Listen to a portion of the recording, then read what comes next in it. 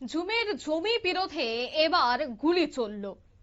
একেবারে চাঞ্চল্যকর খবর উঠে আসছে, যেখানে জানা গেছে যে পুলিশের নিষ্ক্রিয়তায় এলাকাবাসীদের নিরাপত্তার দাবি উঠছে, অভিযুক্তের দ্রুত গ্রেফতারের দাবিও উঠছে। সিধাই থানাধীন হেজামারা বালুয়াছড়া এলাকার এই ঘটনা, যেখানে ঝুমের জমির বিবাদকে কেন্দ্র করে এদিন ভয়ঙ্কর রূপ নিচ্ছিল, কিন্তু পুলিশের নিষ্ক্রিয়তার কারণে ঘটল গুলিকাণ্ড। চলল 6 রাউন্ড গুলি। নিরাপত্তার দাবিতে থানায় দ্বারস্থ গোটা এলাকাবাসী। 6 জনের বিরুদ্ধে থানায় মামলা। ঘটনা হেজামারা বালুয়াছড়ায়। পূর্ব থেকে হুমকি দিয়ে রাতে বাড়িতে ঢুকে 6 রাউন্ড গুলি চালিয়ে ভয়ে জঙ্গলে আশ্রয় নেন এলাকার মানুষজন। উক্ত এলাকায় মৃত সম্প্রায় দেববর্মার দখলে থাকা 15 কানি জমির জমি জবরদখল করার চেষ্টা স্থানীয় শঙ্কর, রবি, সুনীল দেববর্মাদের বিরুদ্ধে, এমনটাই কিন্তু অভিযোগ। কিন্তু বালুয়াছড়া এলাকার মানুষ একাধিকবার এই জমি বিবাদ আলোচনার মাধ্যমে সমাধানের চেষ্টা করলেও শঙ্কর, রবি তারা সমাধানের জন্য ডেকে বালুয়াছড়া এলাকার মানুষজনকে মারধর করত বলেই অভিযোগ।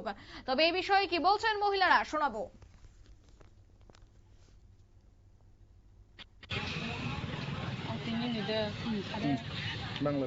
কি কারণে মারপিটে লাগে থানারে আয়া কছে থানারে উচিতে কইছে আমারে। আমি কইছি স্যার কালকা তো আমার বাড়ি গিয়া সিলাই ফায়ার করছে, তাহলে আমরা তো কি সিলাই পিস্তল পিস্তল পিস্তল পিস্তল পিস্তল দিয়ে ফায়ার করছে। ফায়ার কেডা করছে? শঙ্কর দেববর্মা ফায়ার করছে। তাহলে আমরা তো তাই কি করে? তারা তো সিটি ব্যবসা করে, গাঞ্জা ব্যবসা করে। গাঞ্জা ব্যবসা করে। যখন ফায়ার করছে আপনার বাড়িতে, তখন আপনারা পুলিশের এই বিষয়টা জানাইছিলেন? ও মা 8টা থেকে 9টা পর্যন্ত ঠিক জানাইছে, যায় না আমরা কিটা করব? গেছেনি এখন পর্যন্ত? গেছেনি পুলিশ আপনাদের এলাকায়? 12টার দিকে গেছে রাত্রে। ঘটনা হয়েছে 7টার দিকে। 7-8টার দিকে ঘটনা হয়েছে। স্যার নাই এখান নেব না পুলিশ না। এখন আপনারা মানে পুলিশের কাছে কি চাইতেছেন? তখন চাইছি আমরা নাই যারা যে ফায়ার করে তারা অ্যারেস্ট করন লাগবো। পিস্তল তো ধরন লাগবো, তো যা থেকে তো আমরা সব ধরে যাইব। পিস্তল দেখে দেখে মানুষের দাঁড়াইলে কেমনি থাকবো?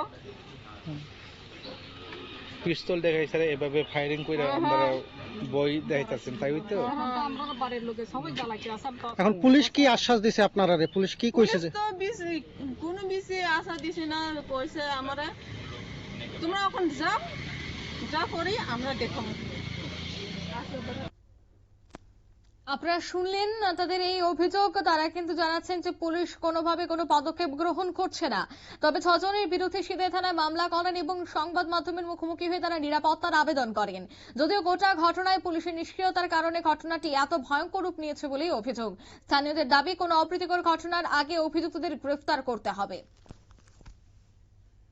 নিয়ে নিচ্ছি ছোট্ট একটি বিজ্ঞাপন বিরতির সঙ্গে থাকুন।